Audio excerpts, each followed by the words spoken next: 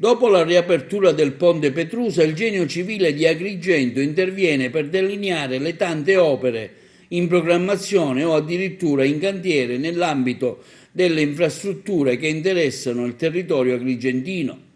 Siamo lieti di aver offerto il nostro contributo, afferma il capo del Genio Civile di Agrigento, architetto Rino Lamendola, alla riapertura dell'importante cavalcavia di Contrada Petrusa, che auspichiamo possa costituire la prima tappa di un percorso indispensabile per liberare la città di Agrigento da quel pesante isolamento infrastrutturale determinato dalla contestuale chiusura dello stesso ponte Petrusa, del ponte Morandi e di una delle due gallerie Spinasanta, per non citare il mancato completamento della strada statale 640 Agrigento-Caltanissetta e della strada statale 189 Agrigento verso Palermo.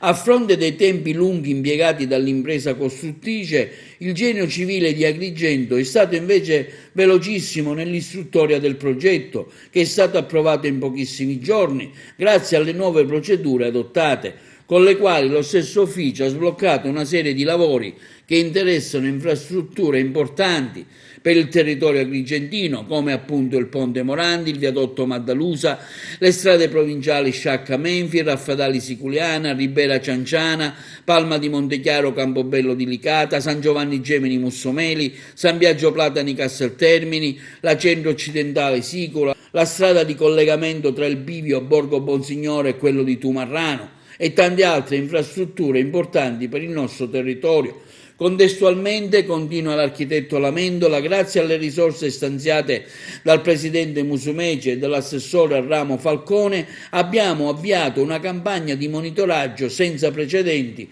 sulle condizioni di efficienza strutturali di ben 156 ponti ricadenti sulle nostre strade provinciali.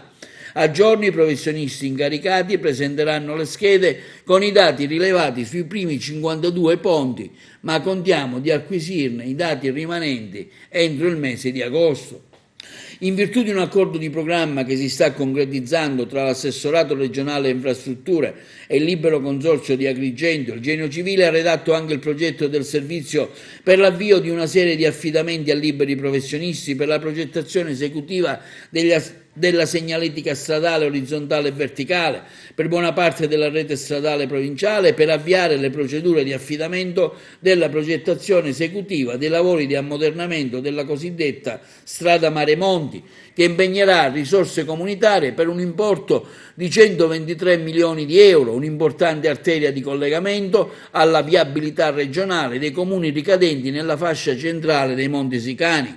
della provincia, in particolare Cianciana, Alessandria della Rocca, Bivona, Santo Stefano, Cammarata, San Giovanni Gemini, Burgio, Lucca Sicola e Villafranca Sicola. Sempre nel campo delle infrastrutture, conclude l'architetto Lamendola, capo del Genio Civile, abbiamo predisposto anche il progetto del servizio per la riparazione dei danni subiti dal porticciolo turistico di San Leone a causa delle mareggiate invernali. Non appena saranno stanziate le risorse necessarie, ripareremo i danni subiti dall'infrastruttura portuale in poche settimane.